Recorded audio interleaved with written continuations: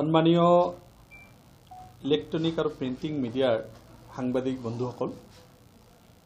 আজি আপোনালোকক এটা বিশেষ কাৰণবশত মই আমন্ত্ৰণ জনাইছোঁ।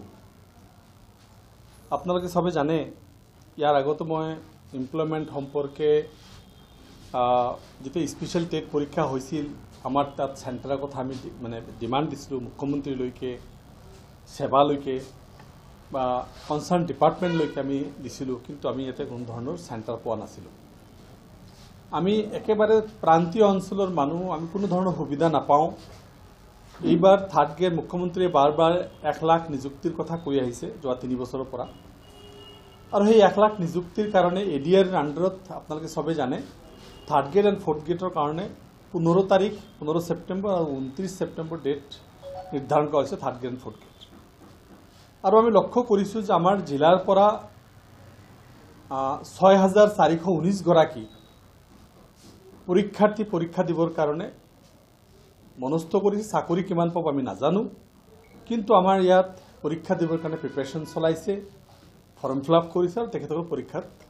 পৰীক্ষা দিব। আমি অতি আচৰিত হৈছোঁ যে এই পৰীক্ষাৰ চেণ্টাৰ গোটেই কিয় দক্ষিণ শালমৰা, মানকাচৰ, ধুবুৰী, গোৱালপাৰা গোটেই মানে পোষ্ট মানে এক্সামিনেশ্যনটো গুৱাহাটীত কিয়? যোৱাকাইলৈ মোৰ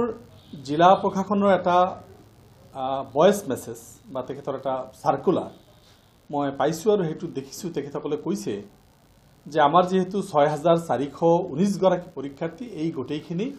আমি গুৱাহাটীত কেনেকৈ লৈ যাম বা কেনেকৈ যাব। মই আচৰিত হৈছোঁ যে জিলা প্ৰশাসনে কৈছে যে আমাৰ জিলাৰ পৰা অকল 1000 মানুহে, মই ক'ব বিচাৰিছোঁ 1000 মানুহ নহয়, যিকেইটা নাইট ছুপাৰ আছে বা যিকেইটা ডে ছুপাৰ আছে, হায়েষ্ট 500-700 মানুহ যাব পাৰিব একদিনত। তো তেখেতসকলে 10 তাৰিখৰ পৰা যাব দিছে। যদি বাছত 10 তাৰিখত যায় আপুনি যাওক, আজি কোনো বাছত টিকিট নাপায়। এই 6,500 যিখিনি আমাৰ ইয়াত থাকিব 6419 গৰাকী, তেখেতসকলে যাব কেনেকৈ পৰীক্ষা দিব? 10 তাৰিখত যদি যায়, 15 তাৰিখত যদি পৰীক্ষা হয়, 5 দিন আগতীয়াকৈ যাব লাগিব। আৰু তাত পৰীক্ষা দি পিছদিনাখনত আহিব নোৱাৰে, চৰকাৰী বাছত আহিব নোৱাৰে, কাৰণ এইটো আৰু 5 দিন। দ্যাট মিনছ 10 দিন মান লাগিব ইয়াৰ পৰা ট্ৰান্সপৰ্টেশ্যন কৰোঁতে আহোঁতে যাওঁতে। আমি আচৰিত হৈছোঁ যে মাননীয় মুখ্যমন্ত্ৰী ডাঙৰীয়াই কেনেকৈ হঠকাৰী সিদ্ধান্ত, শিক্ষামন্ত্ৰী কেনেকৈ হঠকাৰী সিদ্ধান্ত ল'ব পাৰে, বা আমাৰ এমপ্লয়মেণ্ট যিটো ছিষ্টেম, আমাক কি চাকৰিৰ পৰা বঞ্চিত ৰখাৰ এটা কৌশল নেকি?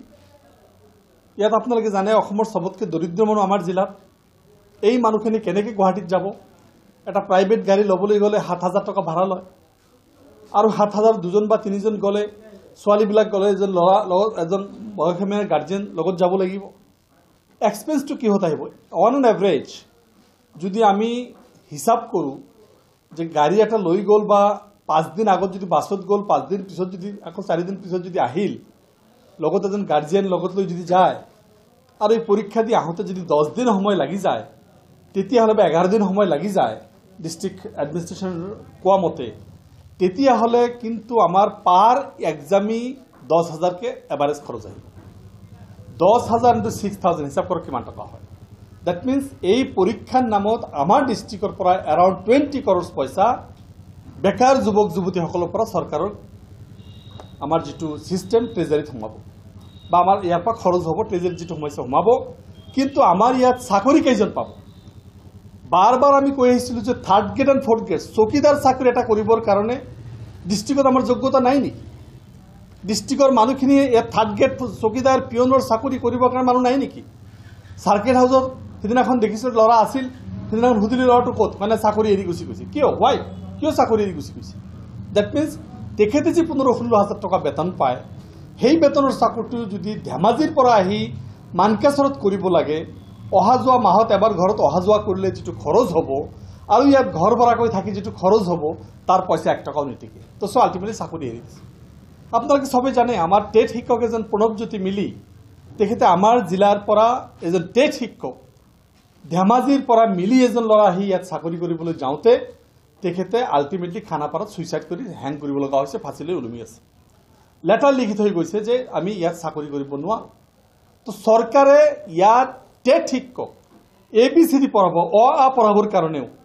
বেলেগ ডিষ্ট্ৰিক্টৰ পৰা মানুহ আনিব লাগিব চকীদাৰ পিয়ন থাৰ্ড গ্ৰেড সৰু সুৰা কেৰাণীৰ যিখিনি কাম কৰা থাৰ্ড গ্ৰেড ফ'ৰ্থ গ্ৰেড সেইখিনি কাৰণে বাহিৰৰ ডিষ্ট্ৰিক্টৰ পৰা মানুহ আনিব লাগিব জিলা ভিত্তিক কৰিব নোৱাৰে নেকি এইটো জিলাত যদি 6,000 মানুহৰ ইণ্টাৰভিউ হ'লেহেঁতেন চবে নিজৰ ঘৰৰ ভাত খাই কৰিব পাৰিলে তাত যদি পৰীক্ষা যদি তেখেতসকলে ভাবে যে ইয়াত খেলি মেলি হ'ব প্ৰব্লেম হ'ব চিচি কেমেৰা লগাই দিয়ক চিষ্টেম আহি গৈছে আজিকালি অন চিচি কেমেৰাত ৰাখি দিয়ক যি চিচি কেমেৰাত বেয়া কাম কৰিব ধৰা পৰিব তাক এক্সপেল কৰিব আমাৰ ক'বলৈ একো নাই কিন্তু কিয় দক্ষিণ শালমাৰা মানকাছৰ 3.5 কিলোমিটাৰ 10 দিন আগত 10 তাৰিখ 15 তাৰিখত পৰীক্ষা 29 তাৰিখত পৰীক্ষা 10 দিন আগত গৈ তাত থাকিব লাগিব 5 দিন আগত গৈ 10 তাৰিখৰ আগত গৈ তাত থাকিব লাগিব আৰু পৰীক্ষা শেষ হোৱাৰ পিছত গাড়ী নাপাব যদি প্ৰাইভেট গাড়ীত আহিব গভৰ্ণমেণ্ট চৰকাৰী বাছত আহিব খোজে আমাৰ তাত ৰেলৱে কানেকশ্যন নাই আপোনালোকে সবে জানে অতি পৰিতাপৰ বিষয় গোৱালপাৰা জিলা প্ৰশাসনে সেপাৰেট ৰেলৰ ব্যৱস্থা কৰিছে গুৱাহাটীলৈকে এইখিনি মানুহ লৈ যোৱাৰ কাৰণে আনাৰ কাৰণে what our district administration is doing আমাৰ ডিষ্ট্ৰিক্ট এডমিনিষ্ট্ৰেশ্যনে অকল আপোনালোকে আগতীয়া 5 দিন আগত যাওক এইখিনি কথা কৈ সামৰিছে তেখেতে ইলেকশ্যনৰ সময়ত যদি মেঘালয়ৰ পৰা গাড়ী আনি ব্যৱস্থা কৰিব পাৰে Y not this time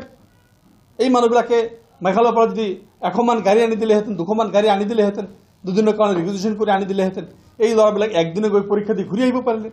district administration কৰা নাই আমাৰ 6,000 মানুহ কি হওক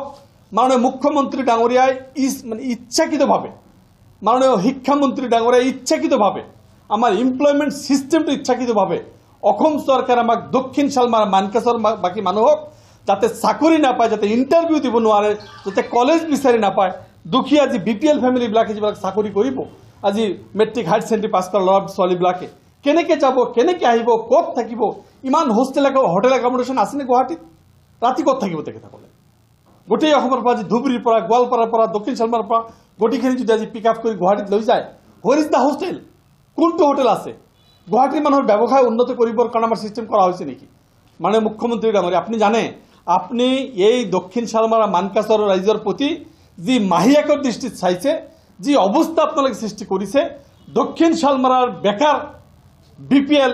দৰিদ্ৰ সীমাৰেখাৰ তলৰ ল'ৰা ছোৱালীবিলাকক আপোনালোকে পণবন্দী কৰি তেখেতসকলৰ পকেটৰ পৰা যাতে বাছৰ নামত পইচা যায় হোটেলৰ নামত পইচা যায় গুৱাহাটী খোৱাৰ নামত পইচা যায় নিৰাপত্তাৰ কথা আছে থকাৰ কথা আছে অহা যোৱাৰ কথা আছে কি হিচাপত কৰিব এই কথাটো আমি বুজি পোৱা নাই অত্যন্ত দুৰ্ভাগ্যজনক ইয়াৰ আগতে স্পেচিয়েল টেট পৰীক্ষা পাতিছিল আমাৰ গুৱাহাটীত তেতিয়া মই আন্দোলন কৰিছিলোঁ তেতিয়া মই মুখ্যমন্ত্ৰীৰ লগত পাৰ্চনেলি দেখা কৰিছিলোঁ তেতিয়া মই সেৱাৰ আণ্ডাৰত পৰীক্ষা পাতিছিল সেৱাৰ লগত সেৱাৰ আমাৰ যিজন চেয়াৰমেন তেখেতৰ দেখা কৰিছিলোঁ কিন্তু তেখেতসকলে আমাৰ স্পেচিয়েল টেষ্ট পাতিলে স্পেচিয়েল টেষ্ট 6 গাঁৱত পাতিলে আৰু 6 গাঁৱত যেতিয়া ৰাতি নাইট ছুপাৰত গ'ল গাড়ী ভাড়া কৰি লৈ গ'ল মই ৰাতিপুৱা তেখেতক চাহ পানীৰ ব্যৱস্থা কৰিছিলোঁ সবকে ৱেলকাম কৰিবলৈ গৈছিলোঁ দেখিছোঁ হাহাকাৰ ল'ৰা ছোৱালী লৈ তেখেতসকলৰ কি হাহাকাৰ অৱস্থা গোটেই ৰাতি নাইট জাৰ্ণি কৰি আহিছে 9টা বজাত নমাই দিছে পেচাব কৰা জাগা নাই পায়খানা কৰা জাগা নাই 6 গাঁৱত ক'ত কৰিব কলেজৰ দুৱাৰ খুলিছে 9টা বজাত তেতিয়াহ'লে ষ্টুডেণ্টবিলাক ক'ত যাব যিখিনি পৰীক্ষা দিলে কৰিব আজি অনলি 10 to 11% আমাৰ স্পেচিয়েল টেটত পাছ কৰিছে নামনি অসমৰ দক্ষিণ শালমাৰা মানকাছৰত কিন্তু যদি আমি উজনি অসমত দেখা যাওঁ 70% 60% পাছ কৰিছে সেই পাছ কৰাটো কোনো ৰেংকিং চিষ্টেম নাই পাছ কৰিছে চাকৰি দিয়াৰ সময়ত কিহৰ ওপৰত ভিত্তি দিব পাছ কৰা কাৰ ওপৰত ভিত্তি কৰি দিব কেনেকৈ ভিত্তি কৰি দিব সেইটো কিন্তু তেখেতসকলে কৈ থকা নাই আমাৰ নিয়োগৰ ক্ষেত্ৰত আজি লেবাৰ মিনিষ্টাৰ আহি আছে আপোনালোকে জানে নেশ্যনেল লেবাৰ ষ্টেট মিনিষ্টাৰ আহি আছে আমি নিশ্চয়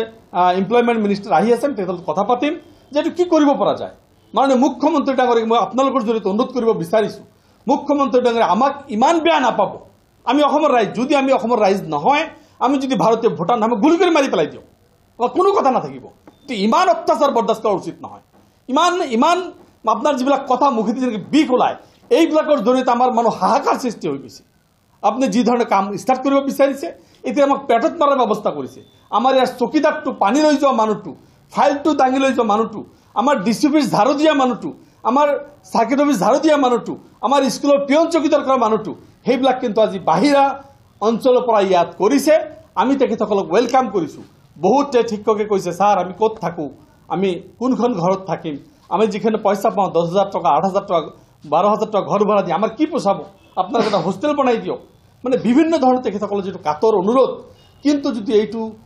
আমাৰ লোকেল স্থানীয় ডিষ্ট্ৰিক্ট ৱাইজ যদি টেট পাতিলেহেঁতেন ডিষ্ট্ৰিক্ট ৱাইজ যদি এমপ্লয়মেণ্ট সৃষ্টি কৰিলেহেঁতেন third grade fourth grade district wise কৰিলেহেঁতেন হয় বিজেপি চৰকাৰ আপোনালোকৰ আছে আপোনালোকে আহি বহক ইয়াতে বহক যিখিনি পৰীক্ষা দিয়ে মেৰিটৰ ভিত্তিত দিয়ক কিন্তু সৰ্ব অসম গোটেই এখন মেৰিটৰ ভিত্তিত দি যিখিনি এমপ্লয়ীক দিছে তেখিনি কিন্তু বিতুষ্ট হৈ আছে। আপুনি পাৰ্চনেলি খবৰ লওক। সেইকাৰণে মই আপোনালোকৰ জৰিয়তে মাননীয় মুখ্যমন্ত্ৰী আৰু অসম চৰকাৰক মই এইটো জনাব বিচাৰিছোঁ যে এনেকুৱা অন্যায় কৰিব নাপায়, আপোনালোকে আমাক এনেকৈ ঠগিব নাপায়, আমাৰ প্ৰতি ইমান বৈষম্য কৰিব নাপায়। এইটো অন্যায়, এইটো অত্যাচাৰ।